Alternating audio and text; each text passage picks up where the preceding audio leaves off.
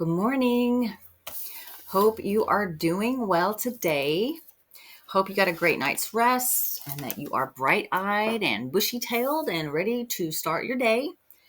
We are on the very last day of week 51. Tomorrow we start a brand new week, the last week of the year, and we will be done reading the Bible in its entirety after next week.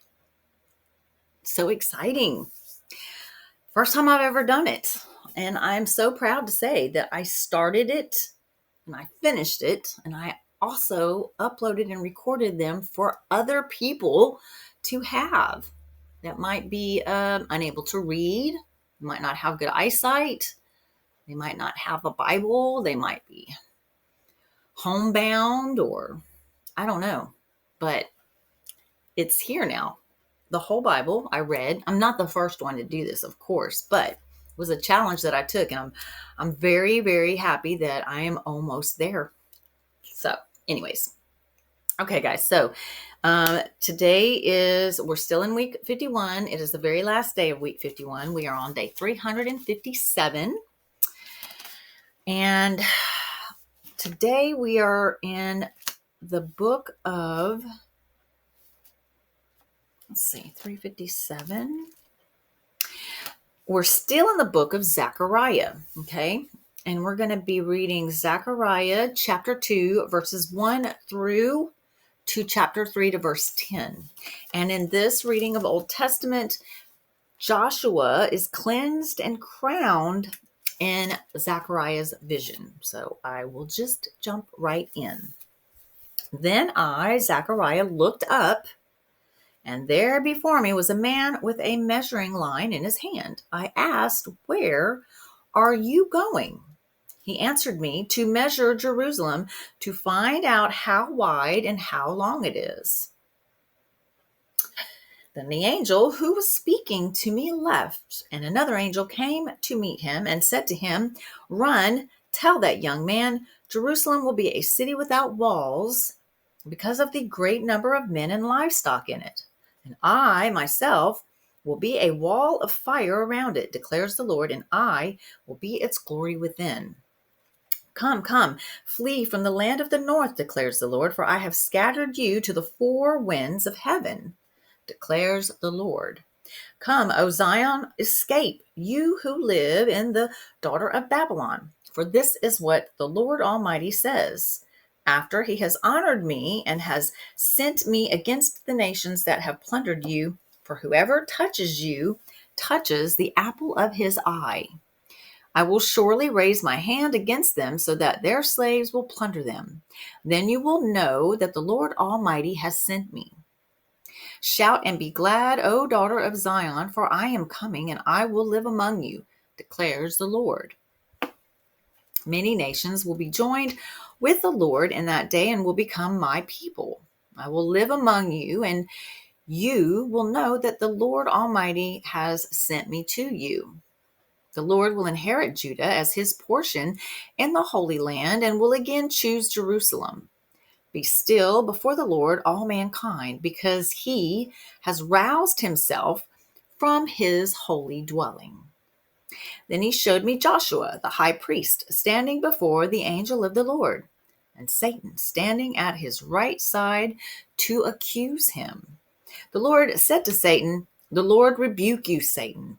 The Lord who has chosen Jerusalem rebuke you. Is not this man a burning stick snatched from the fire?" Now Joshua was dressed in filthy clothes as he stood before the angel, and the angel said to those who were standing before him, "Take off his filthy clothes."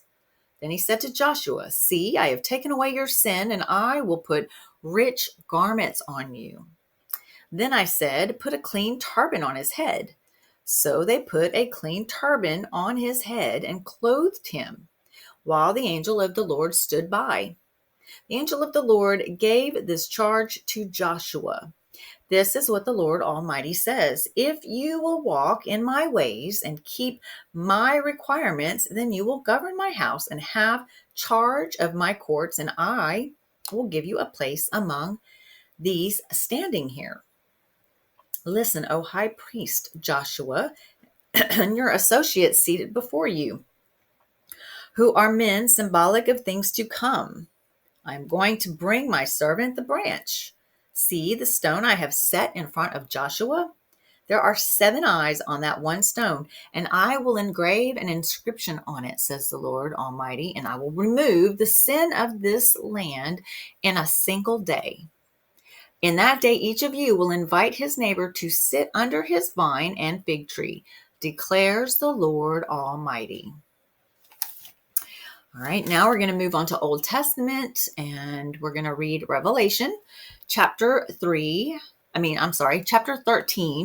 1b as in boy, through 18.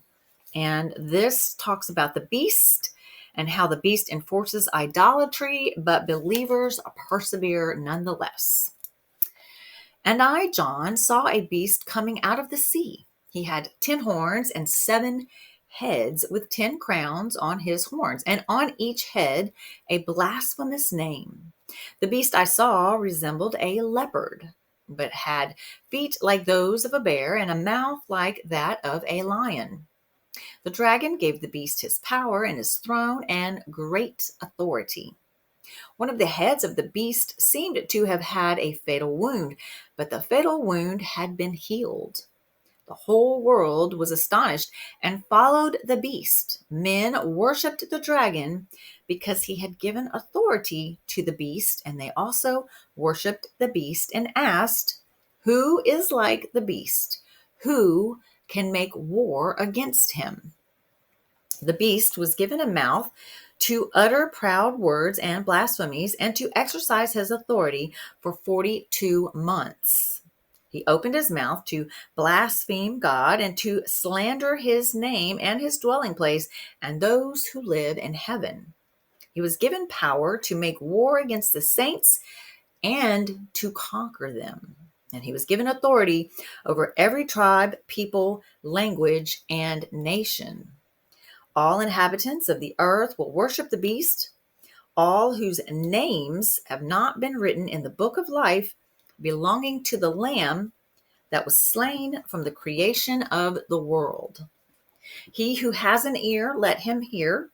If anyone is to go into captivity he will go. If anyone is to be killed with the sword he will be killed. This calls for patient endurance and faithfulness on the part of the saints. That's where the metal hits the floor. That's the true test. And I hope we are prepared. I'm going to do everything I possibly can to prepare myself and you guys. I'm going to do so many deep dives on my new channel in 2025. I'm so excited to share what I'm going to research and study. I'm excited. I want to prepare my people, my loved ones, my followers, my subscribers. God has sent you to me, and I don't want to steer you in the wrong direction. I want him to use me as a vessel, and whatever message he has for you, I hope that I give him honor and that I give the message that he wants. I will pray every time before I speak and over everything I study.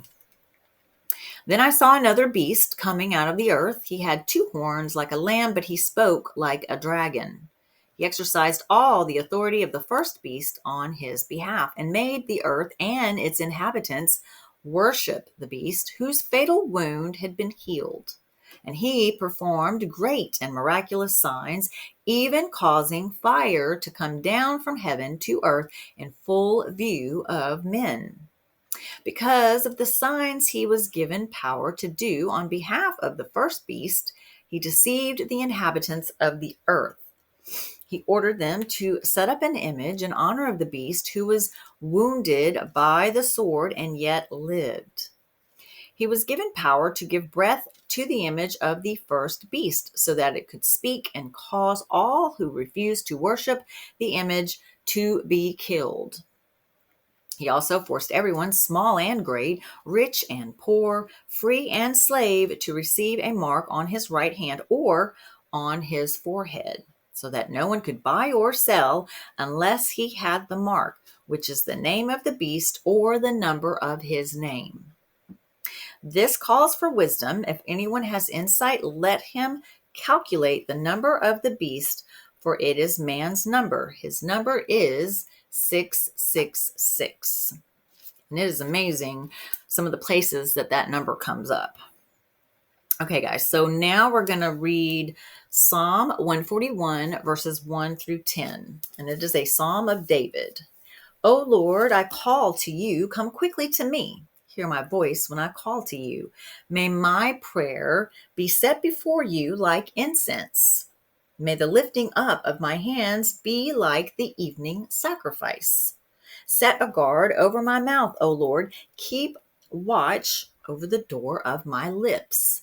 Let not my heart be drawn to what is evil, to take part in wicked deeds with men who are evildoers. Let me not eat of their delicacies. Let a righteous man strike me. It is a kindness. Let him rebuke me. It is oil on my head. My head will not refuse it. Yet my prayer is ever against the deeds of evildoers. Their rulers will be thrown down from the cliffs, and the wicked will learn that my words were well spoken. They will say, as one plows and breaks up the earth, so our bones have been scattered at the mouth of the grave. But my eyes are fixed on you, O sovereign Lord. In you I take refuge. Do not give me over to death. Keep me from the snares they have laid for me, from the traps set by evildoers. Let the wicked fall into their own nets while I pass by in safety. Last but not least, we have Proverbs 30, verses 18 through 20. And this proverb, or these proverbs, marvel at God's wisdom. There are 3 things that are too amazing for me, 4 that I do not understand. The way of an eagle in the sky, the way of a snake on a rock, the way of a ship on the high seas, and the way of a man with a maiden. This is the way of an adulteress. She eats and wipes her mouth and says, I've done nothing wrong. All right, guys. I was even thinking about doing a deep dive on Revelation, but that's a very, I don't want to lead anyone astray, but I might study it myself and then see what others have to offer on YouTube and make sure that my stuff lines up, or just pray over it. But I've always found Revelation incredibly fascinating, and I know we're right there. We're here. We're in the end times, and I know people have said that all throughout history. You know, our grandparents, our great grandparents. But you know, the whole thing with Elon Musk and the little thing that's in the chip that he can implant, and the New World Order, and how we're, going to have something, a chip or something, to be able to buy, sell, or trade. They're going to cut us off from our banks and all that kind of stuff. We really need to get serious about where we are in our walk with Christ, and we need to make sure that we have the armor of God, that we are geared up. We have scripture in our hearts, and that we are prepared and ready, because when the time comes, we need to be prepared, and we need to be armed with scripture and his word. And that is what I want to do. I want him to use me as a vessel to reach people for his kingdom. And I encourage you to do the same. I encourage you that if you have something on your heart and you think that you could possibly start a YouTube channel and do the same thing, I encourage you to do that, because different strokes for different folks, and different vibes for different tribes. And some people may not resonate with me, but they might resonate with you. So if you do have a calling and something tugging on your heart, even like what I did, reading the Bible in a year, do that, upload it, leave it for posterity's sake for your children and your grandchildren. You never know what will spring forth from that. Because I wasn't sure where it was going to go when I started, but I'm thankful for where I'm at now.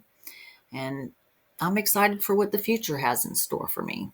But I'm going to do all of it through Christ, and I'm not going to do anything without praying to him first and asking for his guidance. And I encourage you to do the same.